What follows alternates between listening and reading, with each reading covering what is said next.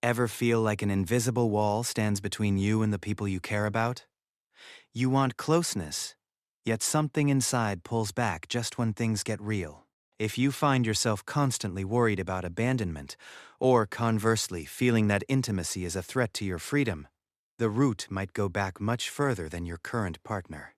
Today, we're diving into the deep connection between childhood trauma and adult romantic satisfaction.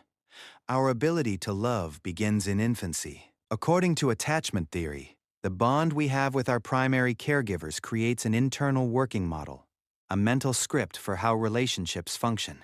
If your childhood involved trauma, like emotional neglect or abuse, that script is often wired for survival rather than connection. Psychologists describe 4 main adult attachment styles based on these early blueprints. First, secure. You view yourself and others positively, and you can manage conflict without feeling overwhelmed.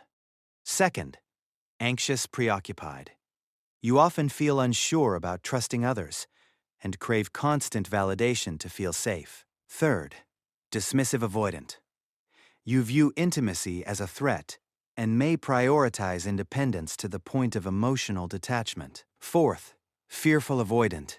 You want love but are terrified of it, often feeling a personal battle between seeking closeness and craving distance. Research shows that childhood trauma is a strong predictor of lower relationship satisfaction in adulthood. To protect ourselves from the pain we felt as children, we often engage in self-sabotage.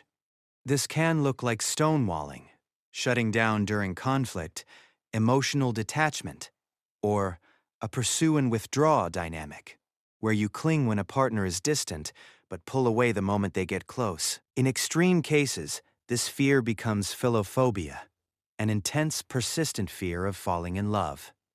For people with philophobia, avoiding love is a protective response to lower the risk of heartache. This trauma-driven fear has even shaped modern dating trends, like situationships. These are romantically ambiguous connections that have passion and intimacy, but lack commitment.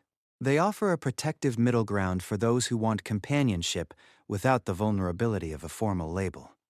Similarly, more women are choosing voluntary singlehood. A recent study in Mexico found that for many, being single isn't a social failure, but a deliberate choice to prioritize autonomy and personal growth over traditional cultural scripts. Here's the most important part. Your attachment style is not a life sentence.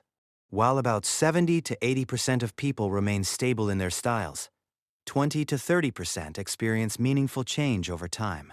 The path to a more secure heart involves therapy and social support. Evidence-based approaches like cognitive behavioral therapy or emotionally focused therapy are powerful tools for rewriting your internal script.